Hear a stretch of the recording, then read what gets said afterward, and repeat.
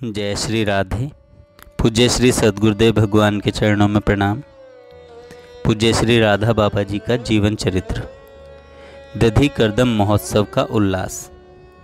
गीता वाटिका में जो श्री राधा अष्टमी महोत्सव मनाया जाता है उसमें अष्टमी तिथि को श्री राधा जन्म एवं नवमी तिथि को दधी करदम का उल्लास रहता है।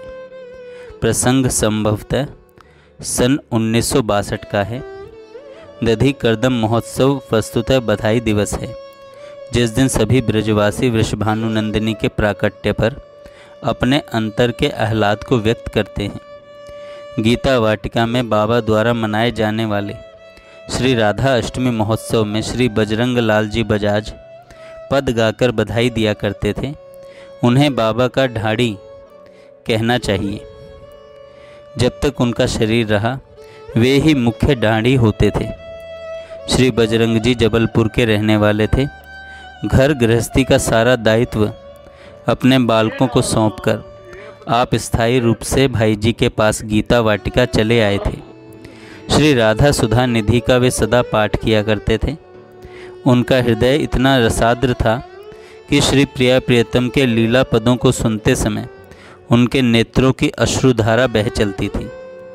जब तक पदों का सरस गायन होता उनके कपोल भीगते ही रहते थे।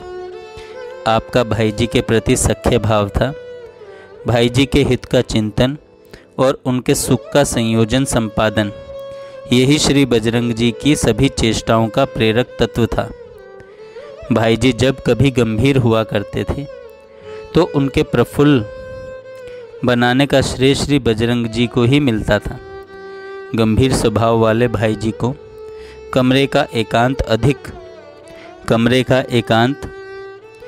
अधिक प्रिय लगता था। पर कमरे के उस गंभीर एकांत से उत्सव के उल्लास के मध्य भाई जी को ले आने का कार्य अनेक बार श्री बजरंग जी ही कर पाते थे। श्री बजरंग जी दधी कांधों के दिन ढोलक बजाकर और ढाड़ी के पद गाकर बधाई दिया करते थे। अतः लोगों ने उनको ढोलकिया जी कहना प्रारंभ कर दिया था। इतना ही नहीं, बाबा के अधिकांश परम एकांतिक कार्यक्रमों में ढोलकिया जी की उपस्थिति रहा करती थी और उनका काम था उन परम एकांतिक गायन कार्यक्रमों में ढोलक बजाकर ठेका देना। किंतु किंचित आवश्यक था, अतः बीच में श्री बजरंग जी को परिचय देना पड़ गया। बाबूजी की बड़ी चाह रहा करती थी कि राधा अष्टमी महोत्सव सुंदर प्रकार से मनाया जाए, जिससे सच्चे भावग्राही और नक्शिक रसमय बाबा को परम सुख मिले। अब तक नवमी तिथि को दधी करदम उत्सव में कोई भी गायक किसी प्रकार का भी अवसरोयुक्त बाह्य वेश धारण नहीं किया करता था। साधारण वेश में ही पद गायन कर दिया जाता था। उस समय तक रास मंडली का श्री राधा अष्टमी महोत्सव पर कभी आना हुआ ही नहीं था। इस बार नई बात यह हुई कि उत्सव के 1-2 दिन पहले भाई जी ने ठाकुर घनश्याम जी को बुलाकर नवमी तिथि को बजरंग जी ढाड़ी के रूप में खड़े होकर बधाई वाले पद गाएंगे। उनको पद के भावानुकूल वस्त्र पहना देना। उस वेश में पद गान करने से भावोद्दीपन अधिक होगा और बाबा के मन को बड़ा भाएगा। भाई जी का इतना संकेत पर्याप्त था। घनश्याम दास ठाकुर जी बाजार गए तथा कई व्यक्तियों को धारण कराने योग्य श्रृंगार का आवश्यक सामान खरीद लाए। इस वर्ष श्री राधा अष्टमी पर श्री हरिवल्लभ जी तथा श्री राम जी भी आए थे। श्री बजरंग जी थे मुख्य ढाड़ी। उनके साथ में श्री हरिवल्लभ जी और श्री राम जी ढाड़ी के रूप में खड़े थे और घनश्याम दास ठाकुर जी बने ढाड़ी के बालक। नवमी तिथि को दधी कांधों के उत्सव में सभी लोग उचित श्रृंगार धारण कर मंडप में आए। वेश धारण करके उत्सव में आने का यह सर्वप्रथम अवसर था। वेश सहित आने भर की देर थी, फिर क्या कहना। उत्सव में रंग आ गया। रंग केवल आ ही नहीं गया, अपितु रंग उमड़ने लगा, रंग बहने लगा। मंडप में खड़े होकर ढाड़ी लोग बधाई के पद गाने लगे। उपस्थित भक्त लोग तो यह दृश्य पहली बार देख रहे थे। देख देख करके आश्चर्य कर रहे थे कि आज क्या हो रहा है। आश्चर्यचकित भक्तगण रस रंग के प्रवाह में बहे जा रहे थे। परम प्रेम लोचन न गाता। मंच पर बैठे हुए बाबूजी के आनंद की सीमा नहीं थी। बाबा तो भाई जी के पार्श्व में नेत्र बंद किए हुए निस्पंद ध्यानस्थ बैठे हुए थे। ठाकुर श्री घनश्याम जी ढाड़ी बालक बने हुए और उनके मन में आज उमंग उफन रहा था। उसके मन में चुलबुली मची हुई थी, पर उसके अंतर को चैन कहाँ। बाबा जब तक नेत्र बंद किए ही बैठे रहेंगे तब तक तो सारा आनंद ही फीका है। जब तक इस नवीन दृश्य को बाबा अपनी आँखों से देख न लें और देखकर भाव में बह न जाएं, तब तक तो सारा सुख ही ओछा है, ओछा ही नहीं सर्वथा थोता है। ढाड़ी बालक ने सोचा कि आज मज़ा तब आए जब बाबा के हाथ से बधाई मिले। इस विचार के मन में आते ही ढाड़ी बालक मंच पर चढ़ गया और बाबा को प्रणाम करके बोला, बाबा बाबा, ओ बाबा, दंडौत, बधाई है बधाई। बाबा भीतर से बाहर आए और फिर उन्होंने अपने नेत्र खोले।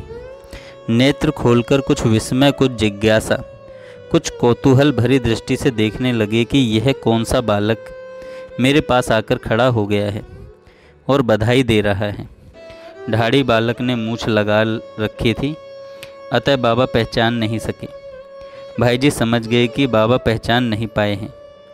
बाबा से भाई जी ने कहा, बाबा यह अपना घनश्याम है ना? फिर तो बाबा ठठाकर हंस पड़े और प्यार में अत्यधिक उमड़कर उसी क्षण एक प्यार भरी चपत ढाड़ी बालक के गाल पर लगा दी। ढाड़ी बालक ने कहा, बाबा इस गाल पर भी। बाबा ने फिर दूसरे गाल पर भी मीठी सी चपत लगा दी। जिन जिनने यह दृश्य देखा उनका हृदय भर आया, उनकी आंखें भर आई। प्रेम प्रवाह बिलोचन बाढ़े। ढाड़ी बालक तुरंत मंच पर से उतरकर अपने ढाड़ी परिवार में सम्मिलित हो गया, लगा नाच नाच करके रिझाने। बाबा के मन में भी आह्लाद इतना उमड़ा कि वे उठकर खड़े हो गए। बाबा को मंच पर खड़े देखकर ढाड़ी परिवार को अपार आनंद हुआ। उनके हृदय का उल्लास जितना और जैसा उमड़ा उसको शब्दों में व्यक्त कर सकना सर्वथा असंभव है। उनके उल्लास का सागर आज अमर्यादित रूप से चंचल हो उठा था।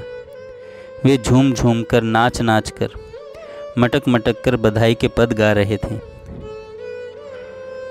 सारा दृश्य विचित्र से विचित्र होता चला जा रहा था।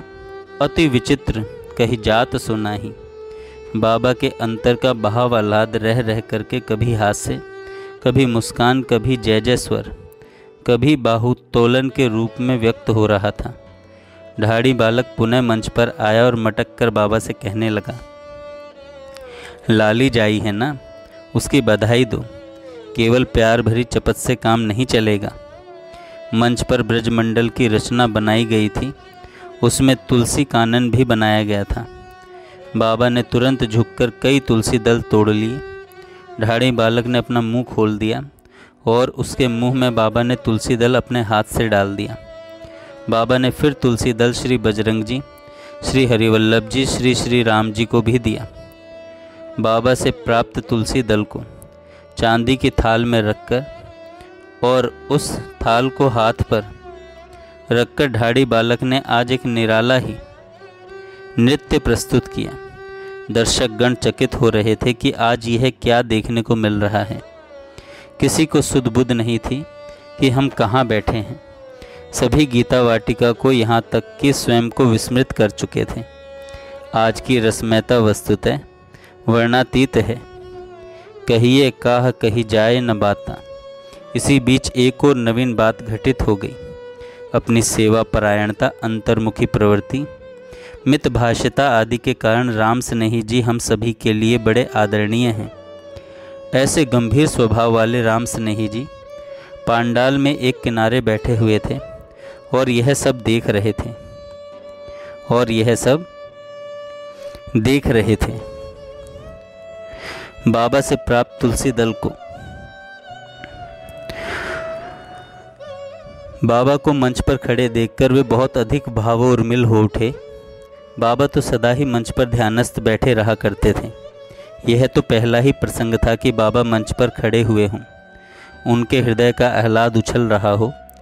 भाव सागर की इन दिव्य तरंगों पर राम स्नेही जी का सारा अस्तित्व लहराने लगा। राम स्नेही जी ने मंच पर जाकर बाबा के कर पल्लव को थाम लिया और विनम्र वाणी में उन्होंने अनुरोध किया, आप मंच से उतरकर ढाडी परिवार के बीच नृत्य मंडल में पधारें। राम स्नेही जी के इस अनुरोध को सभी लोग बड़े चकित दृष्टि से देख रहे थे। बाबा भली भांति समझ रहे थे कि राम स्नेही जी इस समय दूसरे राज्य में हैं, अतः प्यार से थपथपा करके उन्होंने अपने पास ही बिठा लिया। राम स्नेही जी की इस भावमयता ने वातावरण की रसमयता को और अधिक घनीभूत बना दिया। गायन एवं नृत्य का उल्लास ढाडी परिवार में बढ़ता ही चला जा रहा था। बाबा के पास श्री परमेश्वर प्रसाद जी फोगला बैठे हुए थे।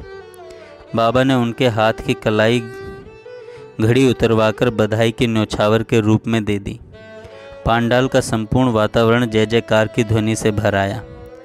बाबा को इतने से ही संतोष नहीं हुआ। बाबा ने माँ से एक स्वर्ण की चूड़ी मांग ली।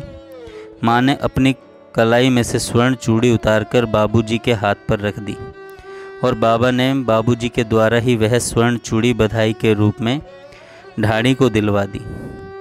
अब जय जयकार का तुमुल नाद पांडाल में चारों ओर फूट पड़ा। न तो ढाडी परिवार का बधाई उल्लास कम हो रहा था और न बाबा की उमंग घट रही थी। बाबा के पास ही भाई जी भी खड़े थे। बाबा ने बाबूजी की धोती का अगला भाग अपनी ओर खींच लिया और उस धोती का लगभग 2-3 अंगुल छोड़ फाड़कर हरिवल्लभ जी को दे दिया। एक छोर की माला बनाकर हरिवल्लभ जी ने उसे अपने गले में पहन लिया। ऐसी ही छोर प्रसादी सभी ढाडियों को भी मिली। छोर प्रसादी पाने वाले के सौभाग्य के सराहना एक एक व्यक्ति मुक्त कंठ से कर रहा था। दधी कांदों के बाद जब ठाकुर जी बाबा से मिले तो बाबा ने कहा, ठाकुर आज तो लोकातीत दिव्य दृश्य उपस्थित हो गया। 15-20 साल पहले की मेरी भावना को आज श्री पोद्दार महाराज ने मूर्त रूप प्रदान कर दिया। जो बात 20 साल पहले मैं सोचा करता था वही आज मेरे सामने प्रत्यक्ष थी। एक बात और, पोद्दार महाराज की धोती का जो छोर मिला है उसे तू साधारण मत समझना, वह छोर परम दिव्य वस्तु है। फिर बाबा ने उस छोर पर एक छंद बनाकर ठाकुर जी को सुनाया। वह छंद इस प्रकार है। सांवर सुंदर की धोती की वह एक किनारी फाड़ी है, तुम तुच्छ न वस्तु से समझो उसमें ब्रजरस की खाड़ी है। राधा कर से खोदी उसके कण कण में कृष्ण खिलाड़ी है, अवगाहन मत सहित उसके जो पहरे नीली साड़ी है। इस प्रकार कुटिया के एकांत स्थल में बाबा से ठाकुर जी की बातचीत होती रही। ठाकुर जी ने बाबा को सारा व्रत बताया, किस प्रकार भाई जी ने बाजार से वस्त्र खरीदने के लिए प्रेरित किया था। उसके बाद ठाकुर जी ने बाबा से कहा, बाबा हम लोग तो युगल निधि के उपासक हैं। बाबा ने पूछा, तुम्हारे इस कथन का क्या अर्थ है। ठाकुर जी ने कहा, बाबा जिस प्रकार हम बाबूजी के वस्त्र की छोर प्रसादी मिली उसी प्रकार हमें आपके वस्त्र की भी प्रसादी मिलनी चाहिए। बाबा ने कहा, ठाकुर तू भला कहाँ अवसर चूकने वाला है। बाबा ने फिर अपने वस्त्र प्रसादी प्रदान की। यह दुर्लभ वस्त्र प्रसादी श्री बजरंग जी, श्री हरिवल्लभ जी तथा ठाकुर जी को मिली। जय श्री राधे। जय श्री राधे। पूज्य श्री सद्गुरुदेव भगवान के चरणों में प्रणाम।